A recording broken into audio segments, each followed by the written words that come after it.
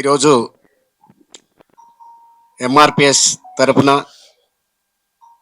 Categorisation కోసం పనిచేస్తున్న ఉద్యమకారులందరూ కూడా సమూహంగా ఈనాడు కమిషన్కు ఒక రిప్రజెంటేషన్ ఇవ్వడం జరిగింది.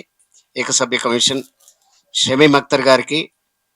కానీ డీటెయిల్స్ అన్ని కూడా అఫిడవిట్ రూపంలో వాస్తవాలను గ్రహిస్తున్నామని కూడా చైర్మన్ గారు చెప్పడం జరిగింది.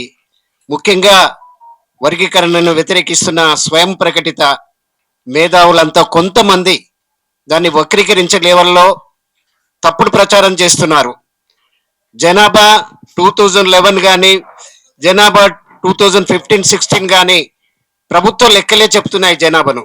కానీ వాళ్ళు స్వయంగా ప్రకటించుకుంటున్నారు మేమే 30 లక్షలు ఉన్నామని.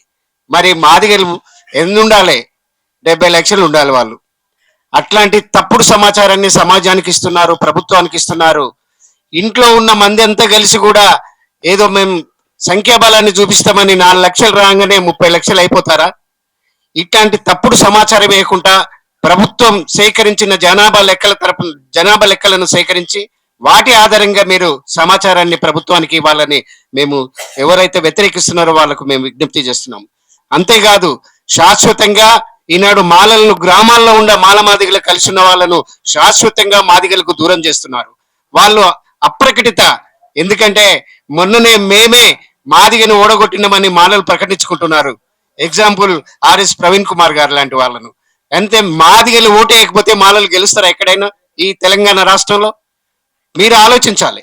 ప్రజలందరూ అన్ని రాజకీయ పార్టీలు మద్దతు చేసి, అన్ని సామాజిక సంఘాలు మద్దతు చేసి, అన్ని కుల సంఘాలు మద్దతు చేసిన వర్గీకరణను సుప్రీంకోర్టు తీర్పు ఇచ్చిన అనంతరం కూడా అనవసరమైన వాద్యాలు వేసి, ఎందుకంటే ఏకసభ్య కమిషన్ కూడా చెల్లనేరదని, ఈనాడు త్రిసభ్య మంత్రివర్గ కమిషన్ కూడా చెల్లనేరదని వాదనలు తీసుకొచ్చి తప్పుడు సమాచారం ఇచ్చి మాలలంతా ఎక్స్ప్లైట్ చేస్తున్న, మాదిగలకు శాశ్వతంగా దూరం చేస్తున్న ఈ స్వయం ప్రకటిత మేధావులంతా మాలలంతా తెలుసుకోవాలి ఒకసారి.